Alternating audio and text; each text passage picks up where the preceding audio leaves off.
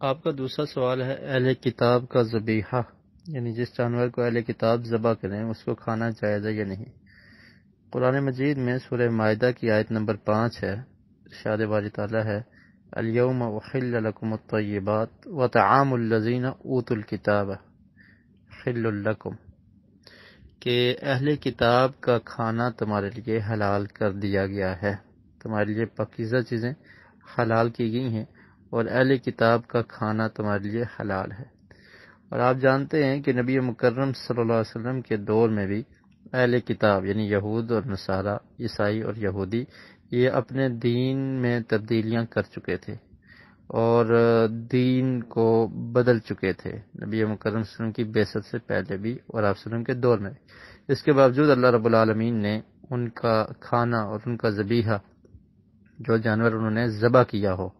یہ نہیں ہے کہ جس کا گلا دبا کے مار دیا ہو، تو ایسا کھانا تو مسلمان اگر کرے تو وہ اس کا کھانا بھی درست نہیں ہے،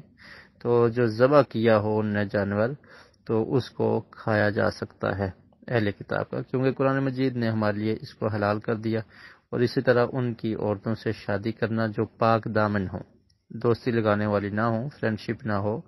اور زانیہ نہ ہوں، پاک دامن جو عورتیں ہیں اہل کتاب کی، تو ان سے شادی کرنا بھی درست ہے۔ اور اس مسئلے میں بھی یہ آپ کو یاد رہے کہ مسلمان خواتین کو ہی ترجیح دینی چاہیے، لیکن اگر کوئی ایسی صورتحال ہے کہ مسلم خواتین نہیں مل رہی یا اس انسان کے بس میں نہیں ہے کہ وہ مسلمان خواتین سے شادی کر سکے، تو پھر اہل کتاب میں سے جو پاک دامن عورتیں ہیں، قرآن نے بھی یہ شرط لگائی ہے کہ وہ پاک دامن ہوں، تو ان سے شادی کی جا سکتی ہے۔ اور اسی طرح ان کا ذبیحہ، جس جانور کو ان نے ذبح کیا ہو، اس کو کھانا درست اور جائز ہے، اس میں کوئی حرج نہیں ہے، کیونکہ آپ دیکھیں کہ وہ بھی ایک دین پر عمل کرنے والے تھے، اگرچہ اب وہ دین اب کے دور میں اس پہ عمل نہیں کیا جائے گا، نبی مکرم صلی اللہ علیہ وسلم کی آمد کے بعد وہ دین منسوخ ہو گیا، لیکن اللہ رب العالمین نے ان کی طرف انبیاء بھیجے اور اللہ رب العالمین کو کم از کم وہ مانتے ہیں۔ تو